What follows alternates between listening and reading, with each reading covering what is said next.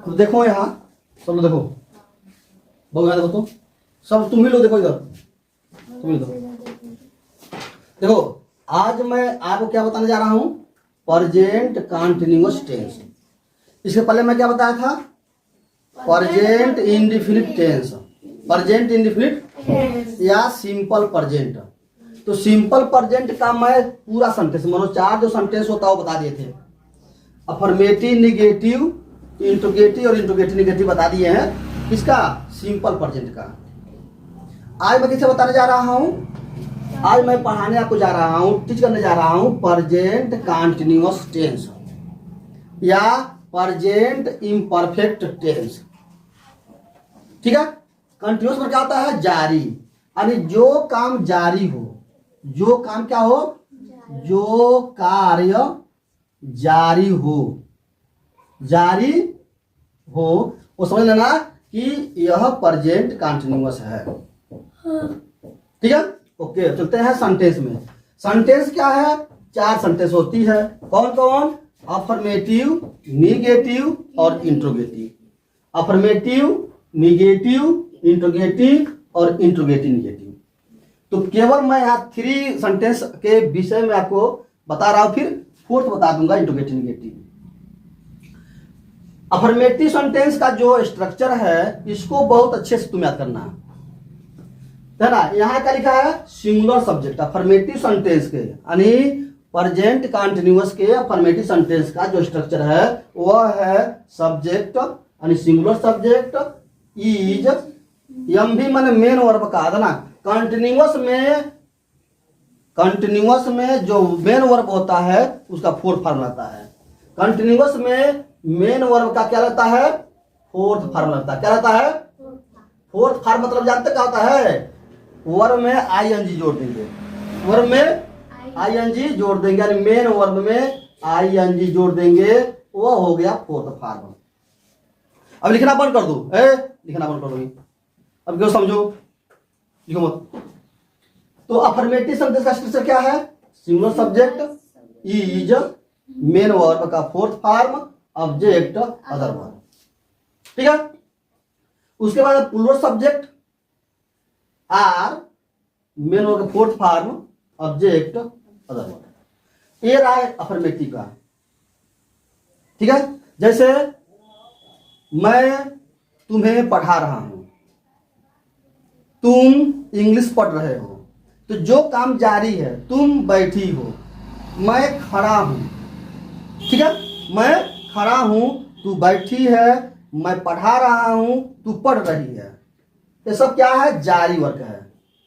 क्या है, सब जारी वर्क हो रहा है। जब जारी वर्क हो रहा है तो जितने भी स्ट्रक्चर है उसी के अनुसार अप्लाई कर देंगे। तो अफर्मेटिव में मैं पढ़ा रहा हूं, क्या है, मैं पढ़ा रहा हूं, तो क्या हो जाएगा, अपना प्लूरल है, मैं पढ़ा रहा हूं, तो हो जाएगा आई एम। क्या हो जाएगा, अब यहाँ था ना, एक स्ट्रक्चर यह होता है कि यहां पर होता आई और आई के साथ होता है एम। क्या होता है, एम। उसके बाद होता है मेन वर्ब का 4th फॉर्म, और उसके बाद होता है ऑब्जेक्ट, इसके बाद होता है अदर वर्ब। ये होता है। तो आई के साथ कंटिन्यूअस में एम लगेगा, तो लिखेंगे मैं तुम्हें पढ़ा रहा हूं, तो I am teaching. I am, teach जो है ना, टीच जो है 1st फॉर्म है, और टीचिंग जोड़ दोगे तो 4th फॉर्म हो जाए। आई एम टीचिंग यू, मैं तुम्हें पढ़ा रहा हूं। तुम पढ़ रहे हो, अब ना, जब तुम पढ़ रहे हो तो प्लूरल है, तो क्या हो जाएगा, यू आर रीडिंग। तुम क्या कर रहे हो, पढ़ रहे हो। हो गया, समझ में आ रहा, समझ में आ रहा। अब ना, वह पुस्तक पढ़ रही है, वह पुस्तक क्या हो जाएगा, शी इज रीडिंग बुक। हो गया। तो ये बन गया तुम्हारा अफर्मेटिव। क्या बनेगा, अफर्मेटिव। अब अफर्मेटिव की, अब अफर्मेटिव से क्या हो जाएगा, निगेटिव। तो क्या हम ऐड कर देंगे, केवल नॉट याद कर देंगे हेल्पिंग के बाद, है नहीं है, हेल्पिंग के बाद केवल नॉट ऐड कर देंगे, आपका हो जाएगा मेन, सब स्ट्रक्चर वही रहेगा, खाली केवल नॉट लगाना है। कब, हेल्पिंग वर्ब के बाद। का इज नॉट इजंट हो जाएगा, आर नॉट अरंट हो जाएगा, एम नॉट एमंट हो जाएगा। जैसे वह पुस्तक नहीं पढ़ रही है तो he isn't reading book, he is not reading book. मैं तुम्हें नहीं पढ़ा रहा हूँ, I am not teaching you, मैं तुम्हें नहीं पढ़ा रहा हूँ। तुम नहीं पढ़ रही हो, यू आर नॉट रीडिंग। हो गया? ठीक है। अब मैं कैसी तरह बताऊंगा। उसके बाद है इंट्रोगेटिव सेंटेंस में पहले सिंगुलर सब्जेक्ट है तो इज रहेगा, is singular subject, main verb का फोर्थ फॉर्म, ऑब्जेक्ट और अदर वर्ड, ये हो गया। उसके बाद होता है are, plural subject, main verb का fourth form, object, other word, ये हो गया। उसके बाद एम आई में साथ बता रहा आई, तो एम आई मेन वर्ब का fourth form, object, other word. ये क्या है? जब क्या पहले हो तब, जब क्या पहले हो तो उसको न बनाकर इसको हम हेल्पिंग वर्ब करते हैं। एक होता है डब्ल्यूएच क्वेश्चन, जानते ही हो डब्ल्यूएच क्वेश्चन क्या होता है। अब देखना यहां पर मैं लिख रहा हूं डब्ल्यूएच क्वेश्चन, डब्ल्यूएच क्वेश्चन, उसको क्या होता है इज एम आर और उसमें अकॉर्डिंग टू सब्जेक्ट हो जाता है। तो इज, मान लो इज सिंगुलर सब्जेक्ट है और सिंगुलर सब्जेक्ट के साथ इज होता है, उसके बाद होता है मेन वर्ब का फोर्थ फॉर्म, और उसके बाद होता है ऑब्जेक्ट, उसके बाद होता है अदर वर्ड, उसके बाद होता है क्वेश्चन मार्क। ये होता है डब्ल्यूएच क्वेश्चन, सिंगुलर सब्जेक्ट। दूसरा होता है अगर प्लूरल सब्जेक्ट रहे तो क्या करेंगे, डब्ल्यूएच क्वेश्चन। क्वेश्चन समझते हो ना, यानी क्या पहले न हो, क्या बीच में हो, और इंट्रोगेटिव वर्ड कहीं भी हो, क्या छोड़कर, तो उसका इंग्लिश पहले बनता है। और उसके बाद लगाएंगे helping verb, is am are, according to subject, subject के अनुसार इज एम आर लगता है।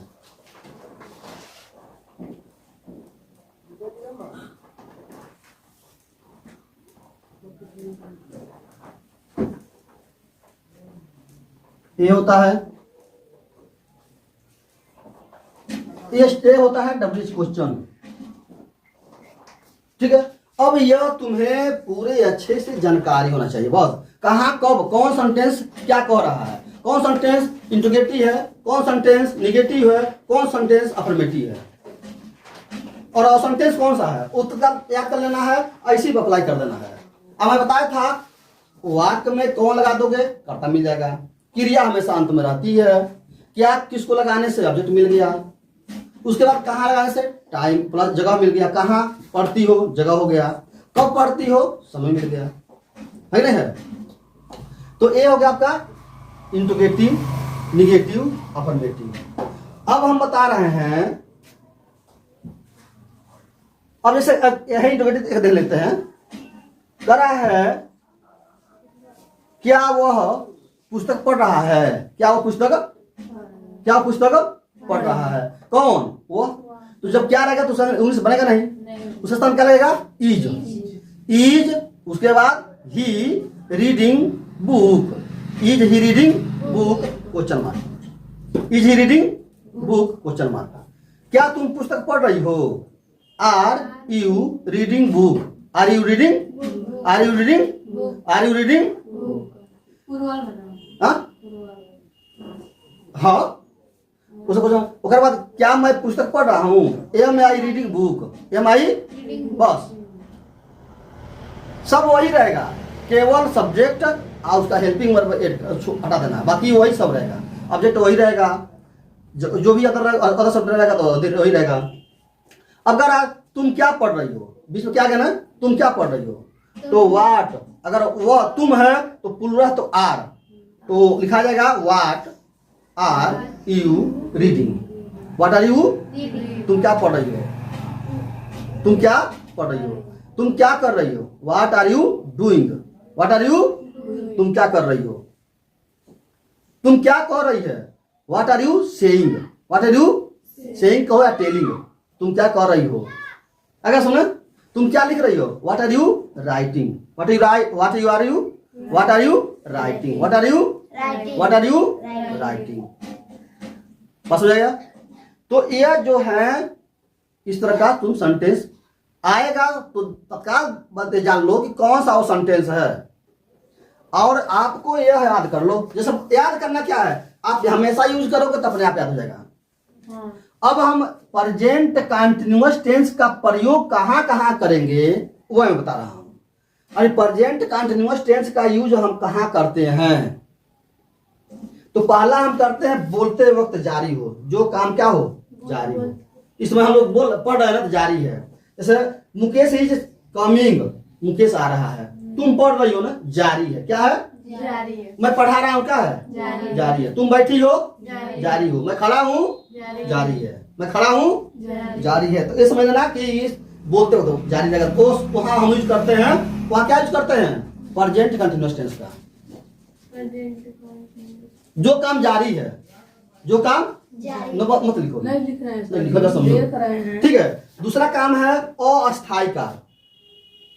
अस्थायी कार्य मतलब जिसे कहते हैं टेम्पोररी वर्क, टेम्पोररी एक्शन।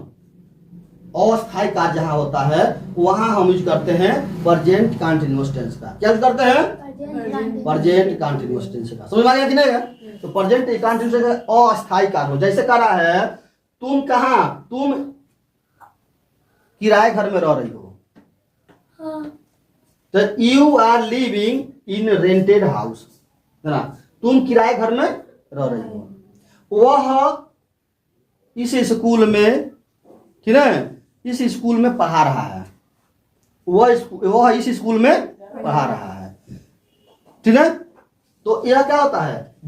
इस अस्थायी कार्य है, अस्थायी कार्य, क्योंकि इसमें क्या है, यह कार्य हो रहा है लेकिन अस्थायी है, कभी भी यहां से आदमी वो चला जाएगा, ठीक है। जहां पर अस्थायी एक्शन हो वहां समझना कि यह हम यहां पर यूज करेंगे किसका? प्रेजेंट कंटिन्यूअस टेंस का।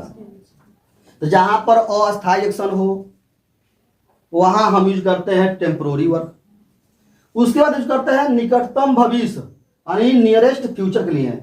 जैसे कह रहा है वह तुम चेन्नई जाने वाली हो, जा रही हो, तुम आज चेन्नई तुम जा रही हो, आज तुम मंगलौर जा रही हो। तो आज के भविष्य के लिए नहीं हो रहा है, नहीं हो रहा है।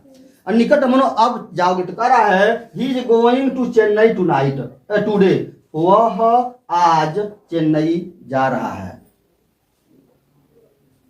आज तुम विद्यालय जा रही हो, आज अपने मामा घर जा रही हो, आज तुम्हारे मामी तुम्हारे घर आ रही हैं। तो ये क्या है? ये कहीं न कहीं निकटतम भविष्य के लिए नहीं, लगता कि भविष्य में बात हुई, लेकिन यही तो इसका यूज कहाँ करते हैं हम? जब निकटतम भविष्य आएगा तो कहाँ यूज करेंगे? प्रेजेंट कंटिन्यूअस टेंस में। समझ में आ गया? उसके बाद है इंटेंशन, इरादा हो, क्या हो? और उसके बाद है ना जिसमें लगातार वृद्धि हो, क्या हो? लगातार वृद्धि हो, चाहे लगातार ह्रास हो, वहां हम यूज करते हैं प्रेजेंट कंटिन्यूअस टेंस में। जैसे कह रहे हैं हमारे बिजनेस में हानि हो रही है, आजकल हमारे बिजनेस में क्या हो रही है? आजकल हमारे बिजनेस में हानि हो रही है। आज हमारे धंधा में कमी हो रही है, आजकल हमारे धंधा में कमी हो रही है। आज हमारे पास पैसा नहीं आ रहा है। तो ये क्या है? कहीं न कहीं तुम्हारा क्या है? वृद्धि हो रही है, चाहे ह्रास हो रही है। आज हम बहुत आजकल हम बहुत कमा रहे हैं, आजकल हम बहुत कमा रहे हैं, आजकल हमारा धंधा एकदम जोरों पर है, आज हमारे धंधा में लाभ ही लाभ हो रहा है। तो ये सब प्रेजेंट कंटिन्यूअस में यूज करते हैं, करते हैं प्रेजेंट कंटिन्यूअस में यूज करते हैं। कुछ वर्ड ऐसे होते हैं जिसका प्रेजेंट कंटिन्यूअस नहीं होता है, कुछ वर्ड ऐसे होते हैं जिसका प्रेजेंट कंटिन्यूअस नहीं होता है, वो मैं तुम्हें बताऊंगा। ओके, अब है ना, तो इस पे तुम लोग है ना, जैसे कह रहा है मुकेश आ रहा है, तो मुकेश आ रहा है तो इसमें बढ़ गया। मुकेश नहीं आ रहा है, Mukesh is not coming, Mukesh नहीं आ रहा है। क्या मुकेश आ रहा है? Is Mukesh is coming, is Mukesh coming, हो गया ना? ठीक है। अच्छा ना, लड़कियां खो खो खेल रही हैं। The girl are playing kho खो, लड़कियां खो खो नहीं खेल रही हैं, ठीक है। The girls are not playing kho kho, हो गया। उसके बाद अगले देंगे आर गर्ल्स प्लेइंग खो खो, आर गर्ल्स प्लेइंग खो खो। बस समझ में आया? अगर इसका यूज करेंगे, क्या लड़कियां खो खो खेल रही हैं? चाहे बीच में लड़कियां खो खो क्यों खेल रही है, तो लिख देंगे सेकेंड वाला why are the girls playing kho kho question mark. Why are girls playing kho kho, क्या लड़कियां खो खो क्यों खेल रही है? तो एक सेंटेंस नहीं बन पाएगा। तुम किराए घर में रह रहे हो, तुम किराए घर में नहीं रह रहे हो, क्या तुम किराए घर में रह रहे हो? तुम किराए घर में क्यों रह रहे हो? क्या बन गया? एकदम इसी पर स्ट्रक्चर, हम इसी पर समझो कि अब इसमें बनाओ कम से कम तुम्हें इस तरह क्वेश्चन पे अफर्मेटिव से 20 क्वेश्चन 20 सेंटेंस बनाना है, ठीक है। उसी तरह उसी को अगर 20 सेंटेंस इस पर बनाते अफर्मेटिव का, तो वही सेंटेंस 20 निगेटिव बन जाएगा, वही क्या बन जाएगा? इंट्रोगेटिव बन जाएगा। तो नहीं लगेगा 20 बनाओ तो क्या जाएगा? 60 बन जाएगा, 80 बन जाएगा। अपना आएगा इंट्रोगेटिव निगेटिव, तो मैं बता था इज सब्जेक्ट यहाँ लगा देंगे नॉट, इंट्रोगेटिव सेंटेंस हो जाएगा।